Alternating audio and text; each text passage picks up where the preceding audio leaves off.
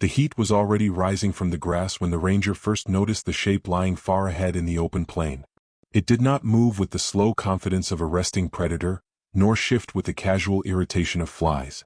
It remained still, stretched along the pale earth as if pressed into it by exhaustion.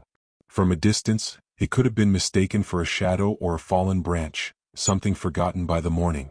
But as the ranger walked closer, step by careful step, the outline became unmistakable. A full-grown lion lay on her side, ribs faintly visible beneath dulled fur, her chest lifting and sinking in shallow, uneven rhythm. The air shimmered above her body. Insects hovered near her face, landing briefly on her nose before lifting away again. She did not swat them. She did not lift her head. Only her breath confirmed that life still lingered there, fragile and uncertain. The ranger stopped several meters away and lowered himself slowly to one knee. He kept his hands visible and relaxed, his posture small, respectful. Years in the field had taught him that stillness often spoke louder than movement. He studied the lion without haste. One hind leg lay twisted slightly inward, dust clinging to a darkened patch of fur near the thigh. A thin line of dried blood traced its way toward the sand. Her ears flicked weakly once, reacting more to sound than awareness. When a distant bird called, her eyes opened halfway, cloudy with fatigue, then closed again as if the effort was too heavy to repeat. He reached for his radio but did not speak yet. He watched first. He listened. The savanna was unusually quiet, as if even the wind had slowed to observe her struggle. After a long moment he whispered, "Easy, girl," barely louder than the grass shifting beside him. Minutes passed in silence. The sun climbed higher, drawing moisture from the ground and from her breathing body. Each breath seemed to take more time than the last, as though her lungs were weighing their options. Her tail twitched once, then rested. When she tried to shift her weight, her body failed to follow the intention, and a low, strained sound escaped her throat before fading into the open air. The ranger finally spoke into his radio, his voice calm and measured, requesting medical support without urgency in his tone. He rose slowly and took one step back, giving her space, keeping her dignity intact. Nearby, tall grass leaned gently in the morning breeze, brushing against itself with a soft, continuous sound. Far in the distance, a small herd moved across the horizon, their silhouettes drifting like quiet memories. Above them all, the light continued its steady climb, and the wounded lion lay beneath it, breathing, waiting, held between endurance and surrender. The morning had shifted almost imperceptibly by the time help arrived, the light growing sharper, the shadows shrinking around the still form in the grass. The ranger remained near her, positioned carefully at a distance that neither threatened nor abandoned. When the vehicle stopped far away and the second responder approached on foot, their steps were slow and deliberate, timed to the rhythm of her breathing. Nothing in their movements was rushed. Every gesture was softened, shaped by long experience and quiet respect. They spoke only in glances and subtle nods, communicating through shared instinct rather than words. The lion lay where she had been, her body rising and falling unevenly, her sides fluttering faintly with effort. As the second ranger knelt beside the first, they began their work in silence. A medical pack was placed gently on the ground, unzipped with careful fingers that avoided sharp sounds. The injured leg was now more visible in the growing light, swollen and stiff, the fur around it darkened where blood had once seeped through. Flies gathered despite the gentle attempts to wave them away. When one ranger extended a gloved hand slowly toward her shoulder, she stirred. Her head lifted an inch from the ground before falling back again. A thin, hoarse sound escaped her throat, not a roar or warning, but something closer to confusion and fatigue. Her eyes opened briefly, unfocused, searching for meaning in unfamiliar shapes. He froze immediately, withdrawing his hand halfway and waiting. He let the moment settle before continuing. "It's okay," he murmured softly, his voice low enough to blend with the wind. The lion's ears twitched. Her breathing quickened for a few seconds, then steadied again. She did not attempt to rise. Her strength was too scattered for that. Instead, she shifted her weight slightly, as though trying to find a position that hurt less. The movement caused her injured leg to drag against the ground, and her body tensed in response. The rangers paused, allowing her to adjust in her own time. They worked in small increments.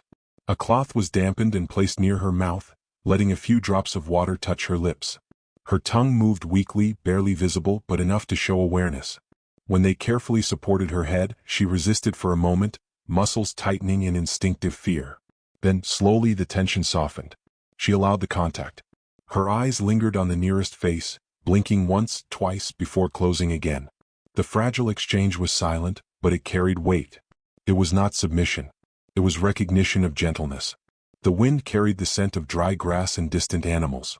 Clouds drifted lazily overhead, indifferent to the struggle below. Every action was measured.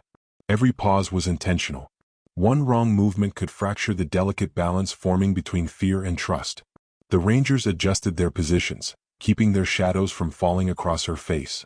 When she released another low, uncertain sound, one of them whispered, "You're safe now," more for reassurance than certainty. Around them, the savanna continued its quiet routines. Insects buzzed. Birds shifted on distant branches. Somewhere beyond the horizon, life moved forward without pause. But in that small circle of grass and sunlight, time seemed to narrow. Between careful hands and tired breaths, between instinct and patience, a thin thread of connection slowly formed, fragile but real, holding her in place as she gathered what little strength she had left. The quiet rhythm that had settled between the Rangers and the lion did not break, but it shifted subtly as their examination became more focused. With her breathing steadier for the moment, they began to work closer to her injured leg, lifting the matted fur inch by inch, careful not to pull or startle. The skin beneath was swollen and warm, stretched tight around deep bruising that spread farther than they had first seen. What looked like a simple wound now revealed layers of damage, hidden beneath dust and dried blood. One ranger pressed lightly near the edge of the injury, testing for response. The lion flinched faintly, her muscles tightening before relaxing again, as though even pain required more energy than she could afford. As they cleaned the surface, more troubling signs emerged. The flesh around the wound was discolored in uneven patches, darker than expected, suggesting infection that had been growing unnoticed. A faint, sour scent drifted upward, subtle but unmistakable to trained senses. The Rangers exchanged a brief glance, their expressions tightening. This was not the injury of a single bad moment. It was the mark of something that had been worsening slowly, quietly, while she continued to move, hunt, and survive until her body could no longer compensate. They shifted their attention to the rest of her frame. Her shoulders were thinner than they should have been. The curve of her spine stood out more clearly than before. Beneath her fur, the rhythm of her muscles felt weak, depleted. When one ranger placed a hand against her side, he could feel how shallow her reserves had become. Each breath seemed to skim the surface of her strength rather than draw from any deep reserve. Her gums, visible when her mouth parted slightly, were pale. Dehydration had set in. So had exhaustion that no amount of rest alone could reverse. She stirred again as they adjusted her position, releasing a low, strained sound that wavered in the heat. Her head rolled gently to one side, resting against the earth. Her eyes opened briefly, unfocused, then fixed for a moment on the nearest figure. There was no aggression there.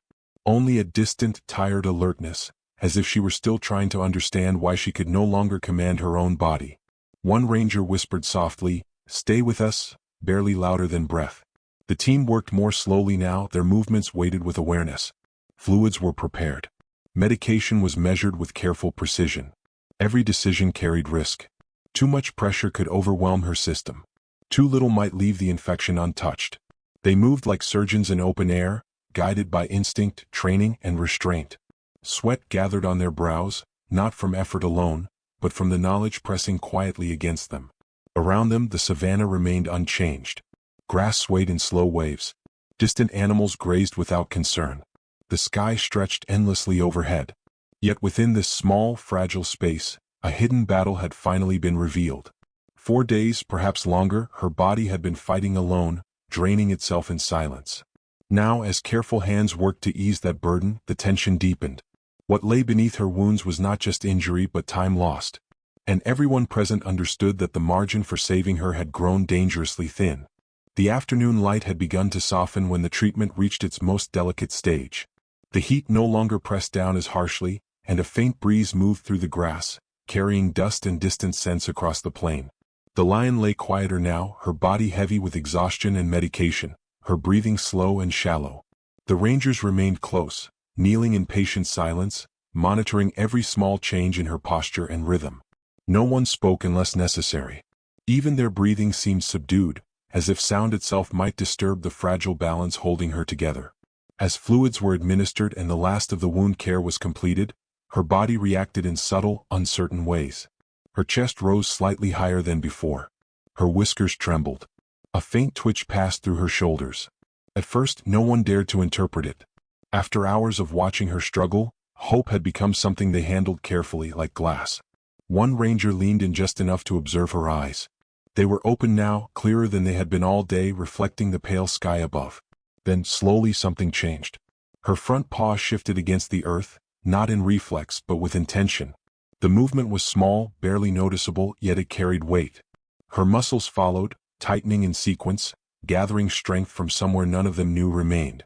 With effort that seemed to draw from every remaining reserve, she lifted her head. It hovered unsteadily for a moment, trembling in the air before settling again. A quiet, breathy sound left her throat, low and fragile, but stronger than anything she had produced before. The rangers froze. No one reached for her. No one spoke. They allowed the moment to unfold on its own terms. After several seconds, she tried again. This time, her head stayed upright longer. Her eyes focused. They moved slowly from one figure to another, resting briefly on each face. When her gaze met the nearest ranger's, it did not slide away. It held, steady and alert, filled with wary awareness and something softer beneath it. Not surrender. Not fear. Something closer to recognition. He whispered almost involuntarily, "You're doing so well." She responded with another small movement, shifting her weight slightly, adjusting her injured leg with careful precision. Pain tightened her muscles, visible beneath her fur, but she did not collapse. She endured it. Her breathing deepened, filling her lungs more fully than before. Each inhale sounded stronger, more certain, as though her body had decided, quietly, to continue. For a brief, suspended moment, it felt as if the world had narrowed to that exchange. The wide savanna, the drifting clouds, the distant animals all seemed to fade into background stillness. What remained was a tired lion choosing to remain present, and a group of humans witnessing that choice without interfering. One ranger reached out slowly and rested his hand near her shoulder, not touching at first. When she did not recoil, he allowed his fingers to make gentle contact. Her skin was warm, alive. She did not flinch. Instead, she exhaled, long and steady, her body settling into the ground with a new kind of calm. The wind brushed through the grass around them, carrying away dust and heat. Somewhere far off, birds lifted into the evening air. Beneath the widening sky, the bond between careful hands and weary strength had reached its quiet peak, forged not through force or urgency, but through patience, presence, and a shared refusal to let go. The light had softened into long golden lines by the time the rangers began to withdraw their hands and equipment. The air carried the quiet promise of evening, cooler now, gentler against tired skin and fur. The lion lay resting, her breathing slow and even, no longer strained by effort alone. Each rise of her chest felt deliberate, grounded. Her eyes remained open, alert but calm, following the slow movements around her without panic. The fragile tension that had once surrounded her body had eased into something steadier, something closer to balance. They did not rush this final stage. Nothing about her recovery invited haste. One by one they gathered their supplies, folding cloths, sealing containers, lifting packs with care. Every sound was kept low, every motion softened. The vehicle remained at a distance, silent and waiting. The rangers understood that this moment belonged more to her than to them. Their presence had served its purpose. Now it was time to become small again. The lion shifted first. Her front legs pressed against the ground, testing weight and strength. The movement was slow, cautious, marked by brief pauses. Her injured leg followed carefully, touching the earth as lightly as possible before accepting pressure. Her muscles trembled, then steadied. With visible effort, she pushed herself upright into a sitting position. Dust slid from her fur in faint streams. She paused there, breathing deeply, gathering herself. No one moved. After a long moment, she rose. Her body unfolded gradually, as though remembering its own structure. For an instant, she swayed, adjusting to the return of full height. Then her balance settled. She stood fully now, thin but dignified, her silhouette framed against the wide plain. Her tail hung low, barely moving. Her ears rotated slowly, sampling the sounds of evening. The world was returning to her in layers. She took one step forward. Then another. Each movement carried careful calculation, each placement of her paws deliberate and restrained. Pain still lingered in her gait, visible in the slight favoring of her injured side, but it no longer ruled her. She was moving under her own will. As she advanced, she paused once and glanced back. Her eyes met the line of quiet figures behind her. There was no display in the look, no drama. Only awareness. One ranger murmured softly, "Go on," his voice barely carried by the breeze. She turned away. Grass parted gently as she walked, closing behind her with soft whispers. Her shape grew smaller with every step, blending slowly into the textures of the savanna. Sunlight traced the curve of her back, then slipped away as clouds drifted across its path. In the distance, birds called as evening settled in. Somewhere beyond sight, her world waited. The rangers remained where they were long after she disappeared. They watched the empty space where she had been, listening to wind move through grass, feeling the cooling air settle around them. The work was finished, but its echo remained. In the quiet rhythm of the fading day, beneath a sky turning slowly toward dusk, the memory of her steady breath and determined steps stayed with them, carried forward like a low, enduring song.